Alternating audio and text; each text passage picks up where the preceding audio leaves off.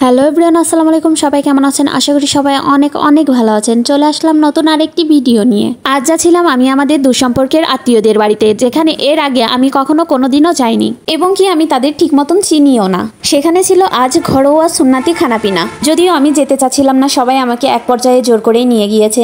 তবে গিয়ে বেশ ভালোই লাগছে। প্রথমে বাসা থেকে রেডি হয়ে আমরা বেরিয়ে পড়ি আরাপুরের দিকে। ওখানে আমাদের আর কিছু কাজিন এসে আমাদের রিসিভ করার জন্য দাঁড়িয়েছিল।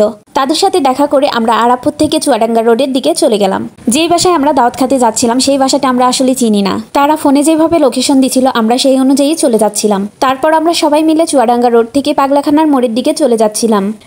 একদিন পর পর এভাবে ঘুরে বেড়াতে কিন্তু আমার বেশ ভালো লাগে। কিছু কিছু মেয়েদের জীবন কিন্তু বেশিরভাগ টাইমই বন্দিঘরের মধ্যে তাদের সংসারের কাজবাজ করতেই কেটে যায়। তাদের বাইরের পরিবেশটা দেখার সুযোগ খুবই কম হয়। যেতে যেতে আমরা রাস্তার মধ্যে বড় দুইটা রাজহাঁস দেখতে পাই। তারপর আমরা সেই আত্মীয় বাড়িতে চলে আসি। আর এখানে আসার পরপরই আমাদের নাস্তা দিয়ে দেয়। আর নাস্তা করার পরপরই তারা তাদের আরেক শরিক বাড়ি আমাদের দেখানোর জন্য নিয়ে যায়। আর এখানেই বিকালে সুন্নাতির অনুষ্ঠানটা করা হবে।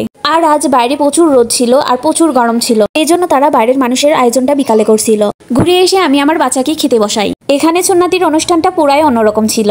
এরা সুন্নাতি দেওয়ার আগে সব আয়োজন শেষ করে নিচ্ছিল। আর এই ছোট বাচ্চাটা এত পরিমাণে জেদি যে যেখানে সাজানো হয়েছিল ওর জন্য সেখানে সে বসলোই না। এর জন্য একটা প্লেটে ক্ষীর নিয়ে এসে এখানে ওকে ক্ষীর খাওয়ানো হচ্ছিল। দুইজনের পরে আমিও ওকে একটু ক্ষীর খাইয়ে দিয়ে চলে আসলাম। ক্ষীর খাওয়ানো হয়ে গেলেই আমাদের ঘরের মধ্যে তাড়াতাড়ি করে খেতে দিয়ে দেয়। এটা পুরোটাই ঘরোয়া অনুষ্ঠান ছিল, কারণ তারা তাদের খুব কাছের লোকজনদের ছাড়া এখানে কাউকে বলেনি। এখানে আমাদের 4-5 জনকে একসাথে বিছানার উপর খেতে দিয়ে দেয়। রান্নাটা কিন্তু অনেক মজার ছিল।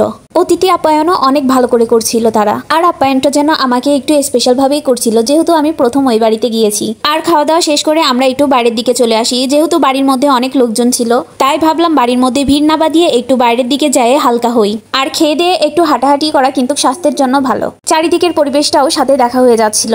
ঘর বাড়িগুলো দেখতে যেমনই হোক না কেন, মানুষজনগুলো কিন্তু অনেক ভালো ছিল। খাওয়া দাওয়ার থেকে মানুষের আচরণগুলোই কিন্তু বেশি মনে থাকে। খাওয়া দাওয়া শেষ করে আমাদের প্রত্যেকের হাতে একটা করে ঠান্ডা লেমন দিয়ে দেয়।